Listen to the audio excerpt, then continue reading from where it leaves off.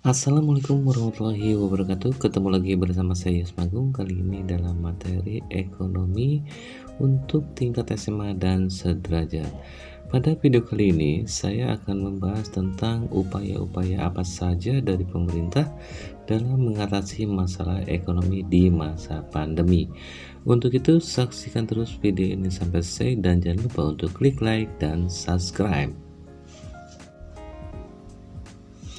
Upaya-upaya apa saja yang dilakukan oleh pemerintah dalam mengatasi ekonomi di masa pandemi, yaitu berupaya terus dalam menekan laju penularan COVID-19 dengan pemberian vaksin kepada masyarakat secara gratis dan menanggulangi dampak yang timbul akibat pandemi di bidang ekonomi, sebab keselamatan dan ketahanan ekonomi masyarakat merupakan prioritas utama dalam mengambil kebijakan extraordinary.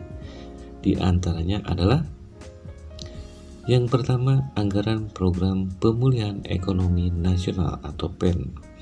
Program PEN atau Pemulihan Ekonomi Nasional ini dijalankan untuk memprioritaskan pelaku usaha yang terkena dampak COVID-19 sebagai upaya mendukung UMKM dalam meningkatkan kemampuan ekonomi di sektor keuangan dalam menjalankan usahanya. Kemudian yang kedua adalah anggaran perlindungan sosial ketenagakerjaan, terdiri dari yang pertama adalah usaha mikro kecil menengah atau UMKM.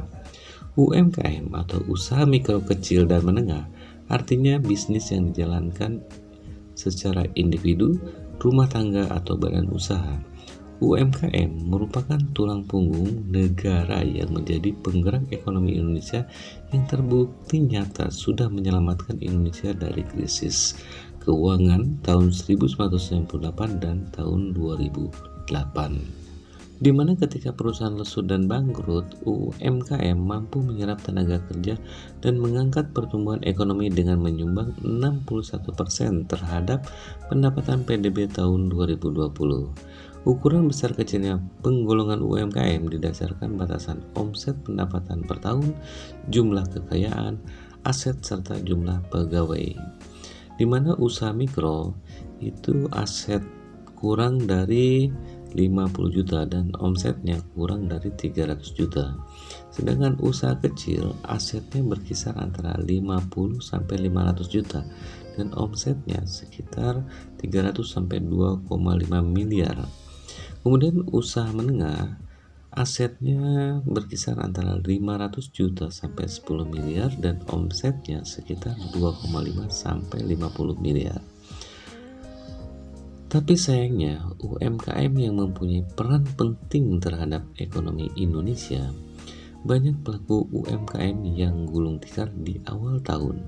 Hal ini dikarenakan faktor yang pertama adalah tidak mencatat arus transaksi, kemudian yang kedua adalah catatan masih manual dan belum tersentuh teknologi, kemudian yang ketiga tidak memisahkan harta pribadi dengan aset perusahaan, dan yang keempat adalah manajemen keuangan yang tidak sehat.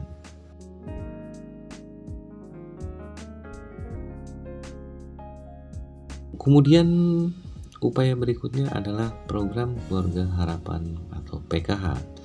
Merupakan program pemberian bantuan sosial bersyarat kepada keluarga miskin yang ditetapkan sebagai keluarga miskin dalam upaya percepatan penanggulangan kemiskinan.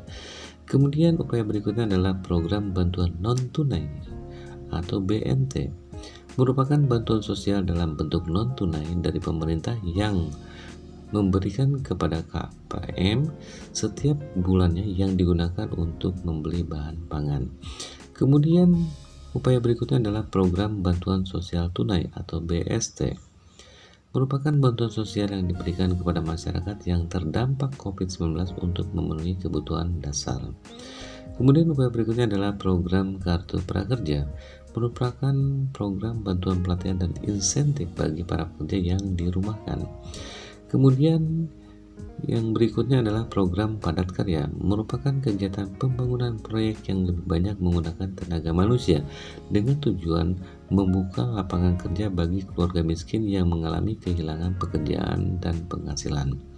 Kemudian yang terakhir adalah program BLT atau bantuan langsung tunai desa.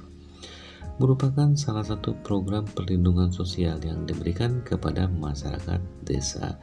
Demikian upaya-upaya pemerintah yang dapat dilakukan, semoga bermanfaat.